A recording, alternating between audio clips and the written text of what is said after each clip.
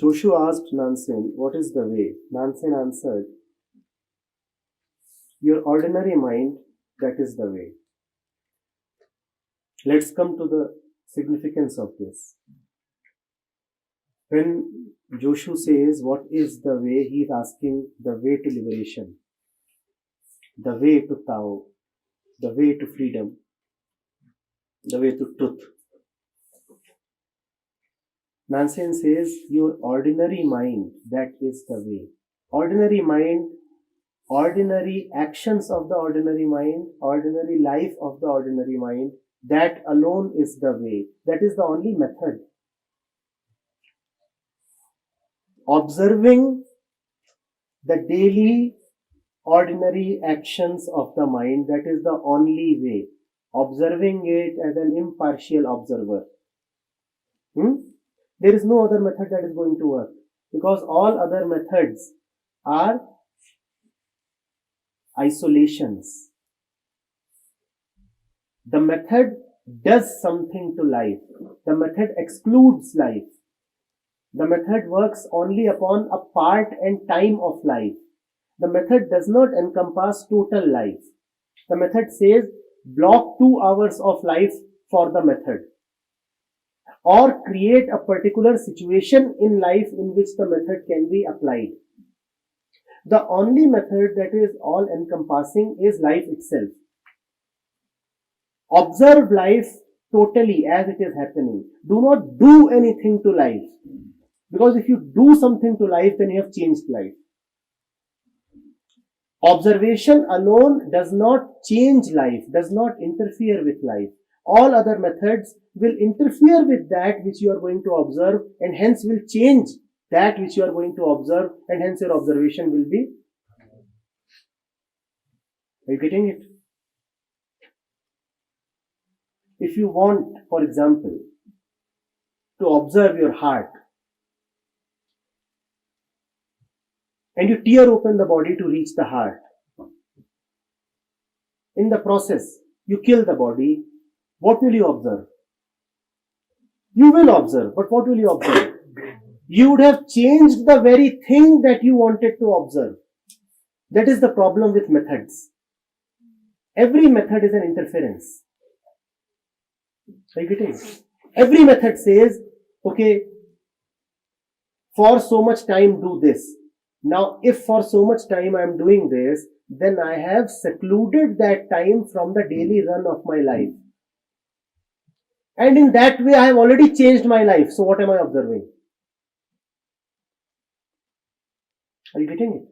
So the only real method is a method that touches life very, very gently, has no intention of changing, and that intentless observation is hence the only method. Your ordinary life, that is the only way. All other ways are extraordinary. All other ways try doing something. Observation alone does not try to do something.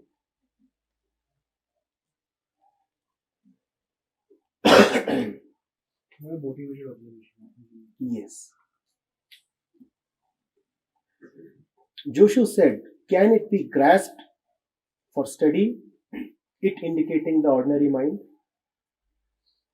Nansen replied, "The more you pursue, the more does it slip away." The more you pursue it, the more it slips away. Not because it cannot be pursued or grasped. Please note this. Not because it cannot be pursued or grasped, but because that which you will grasp will no more be ordinary. The grasping itself has changed it. You want to chase ordinariness? Now, is that ordinary? The chasing itself has robbed it of its ordinariness. Corrupts it. When the observer is a motivated observer, please note, then the observation changes the observed. When the observer is a motivated observer, then the observation changes the observed.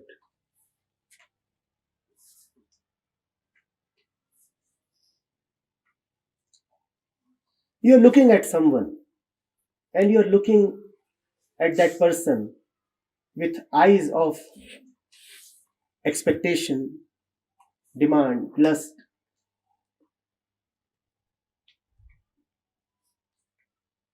That person might be standing naked, but your lustful observation will change her. She will go, rush for clothes, cover herself up. Your motivated observation has changed the observed one. But if you look at her just like a lover,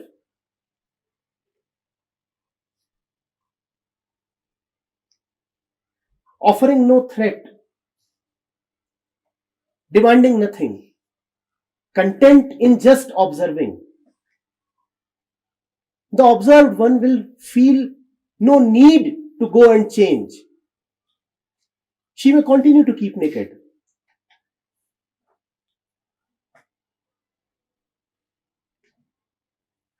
Such is life. You demand something from it, it hides away. It starts showing you a concocted face. You just look at it,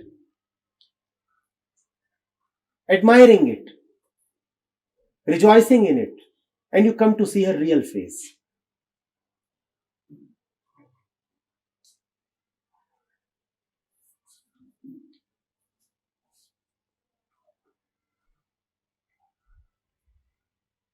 The more you pursue, the more does it slip away.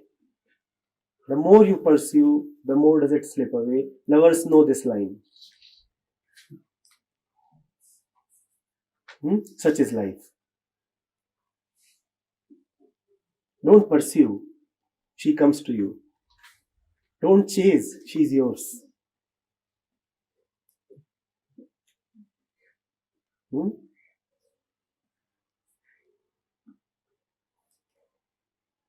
Joshu asked once more, how can you know it is the way? Nansen responded, the way does not belong to knowledge, nor does it belong to non-knowledge. Knowledge is illusion. Non-knowledge is beyond discrimination. When you get to this way without doubt, you are free like the vastness of space and unfathomable void. So how can you explain it by yes or no? And obviously, upon hearing this, Joshu was enlightened. Joshu is making a fundamental mistake, asking, how can I know if this is the way? Such an ugly question. It's like asking, how do I know whether I love? How do I know whether God is? How do I know that this is the truth? Nansen is saying, you cannot know. Knowledge is an illusion. Don't even try. Don't even try. All your means of discrimination, all your means of knowing will fail in front of the real one. There, you just know. Either you just know or you don't know. No question of how to. No question of how will I know whether this is the way. You will know. And that is faith. You will know. When you come to it, you will know. And if you don't know, then there is no hope for you.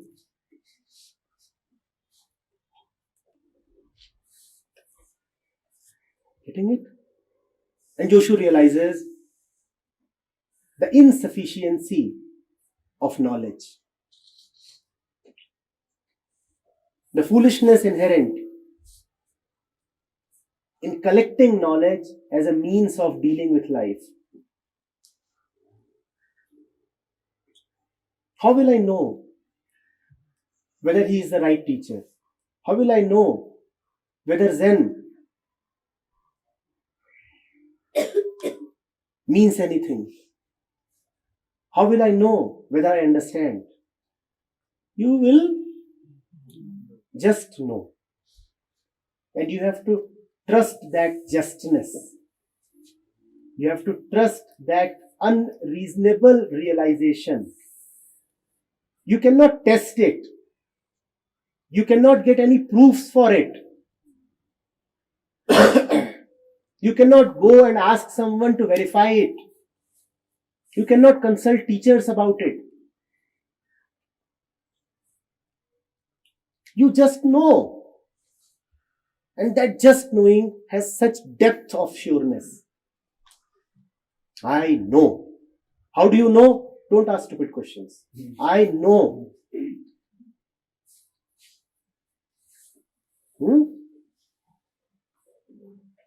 Those who will want proofs will never know. They may get proofs, but they will never get the way.